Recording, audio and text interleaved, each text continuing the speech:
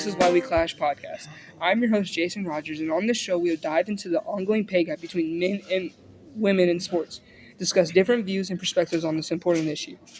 We will explore pay gap and shows up in various levels from college sports to professional leagues. In today's podcast, I am joined by Dominic and Jose. Hello, Dominic and Jose. Welcome to the podcast, and thank you for being here today. Tell us a little bit about yourself. Hey, thanks for having me. I'm Dominic, and I've really been into sports for as long as I can remember. Recently, I started noticing how much the pay gap between men and women's sports really stands out, even at the high school level. It got me curious, so I decided to dig into the issue for a project. I'm excited to share what I've learned and chat about it with you both. Hi, I'm Jose. I recently researched the pay gap between men and women in sports, looking into how it's changed over time. It was really insightful, and I'm excited to share what I learned and discuss the issue. That's awesome. Well, thank you again for joining me today. So let's go into it. In recent article titled "Inequality in College Sports" by Shweta Sardan and Paul Levine talks about how women in college sports get less. An ESPN analyst found that overwhelming majority of top 5 athletic departments tweeted more about boys' teams than girls, even though women's teams outnumber men's teams at almost all schools. The consequences and inequality that could mean Title IX, violations and lawsuits, and perhaps fewer dollars for female athletes via sponsorship and endorsement deals. But we have changed and kept things fresh. But there are problems that arise.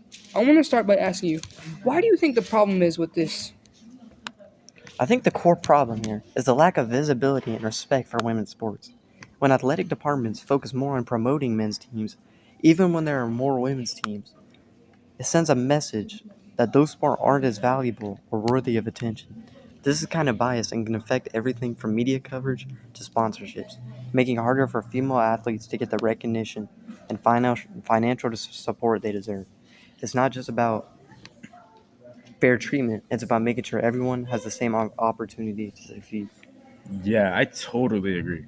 The lack of media coverage and the unequal promotion of women's sports is a huge part of the issue. But I also think it goes beyond just visibility. Women's sports don't always get the same resources or investment as men's sports, even if the teams are just as capable. The financial side of things, like sponsorships and endorsements, often just aren't there for female athletes. It's frustrating because when you don't see these athletes getting the same recognition, it feels like they're being set up to fail. Awesome. Let's switch gears. What do you think we should do as fans? In an article by Adelphi University, yet professional sports still have large pay discrepancies between men and women. Male athletes across most major sports earn significantly more than female athletes. NBA players make millions of dollars on average, while WNBA players earn much less than the highest salaries, falling below $250,000 in 2023. There is also a large pay gap in soccer while Men's World Cup boosting the prize pool of $440 million, while the Women's World Cup only has $110 million in 2023. Although the U.S. women's national team negotiate equal pay in settlement with the U.S. soccer. As fans, we need to speak up and support women's sports more. The pay gap between men and women, like in the NBA and WNBA, shows there's a lot of inequality. It's not just about watching games, it's also by showing up and showing we care, by attending games, talking about it, and getting involved. When we show support, it can push organizations to make changes. Right.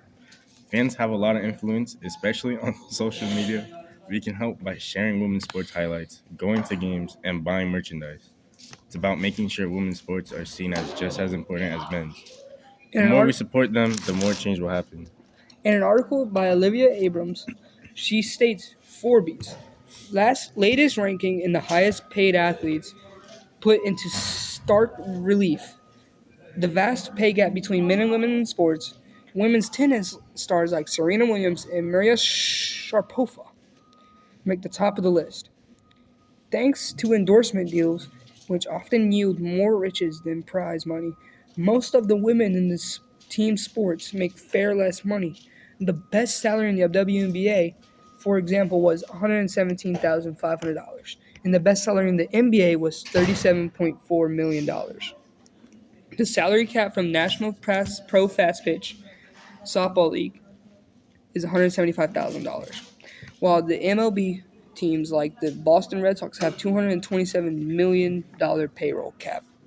While progress in individual sports such as tennis has bridged much of the pay gap, team sports are still a long way off. So what do y'all think needs to happen for the team sports to close the pay gap?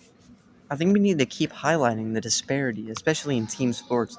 The fact that women in tennis can earn so much from endorsement shows that there are potential for women's sports in other sports to do the same. But for that to happen, there needs to be more investment, media coverage, and equal opportunities for female athletes. Until that happens, the pay gap will remain. Bro, exactly. It's always about creating more opportunities for women in team sports to get the same attention and sponsorships. Women in tennis get paid well because they have strong media presence. But in team sports, that's still lacking. More coverage, more fans, and better support from organizations can help close the gap. But it's going to take time. That's awesome. And thank you so much for tuning into this podcast.